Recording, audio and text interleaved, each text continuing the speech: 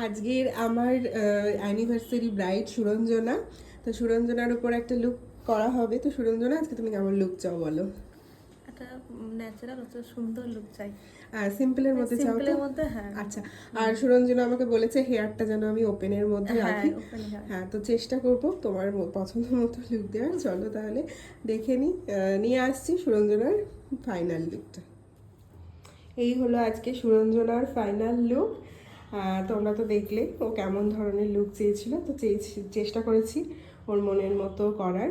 ওর এটা আজকের anniversary look. আজ থেকে 1 বছর আগে ওর রিসেপশনেও ওকে সাজিয়েছিলাম, তো সেই ছবিও হয়তো তোমরা আমার পেজে পাবে, তো পোস্ট করা আছে। তো আজকেও দেখো ওকে ভীষণ মিষ্টি লাগছে, একদম ঠাকুর ঠাকুর লাগছে। সুরঞ্জনা এমনিই ভীষণ মিষ্টি। তো সুরঞ্জনা, আজকের লুকটা কেমন, পছন্দ হয়েছে?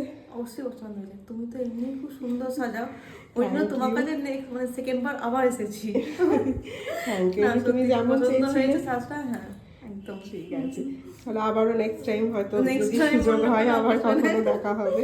তো এটা একদম। হলো সুরঞ্জনার ফাইনাল লুক। একবার দেখিয়ে দিও, শাড়িটাও ভীষণ মিষ্টি কালার, খুব সুন্দর লাগছে। আর ও যেহেতু আমার স্টুডিওতে সাজতে এসেছে, তাই কোনো জুয়েলারি আনতে পারিনি, শুধু মুকুটটা আর কানটা ও পরতে পারবে না বলে আমি পরিয়ে দিয়েছি। আর বাকি জুয়েলারি ও বাড়ি গিয়ে পরে নেবে, তো ওগুলো পরলে আরও সুন্দর লাগবে, গলাটা একটু ফাঁকা লাগছে। তো ওটা স্টুডিওতে এসেছে বলে আর এত গয়না ক্যারি করেনি।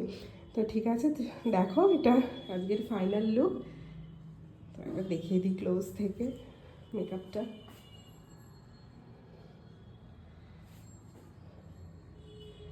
তো ঠিক আছে, চলো টাটা।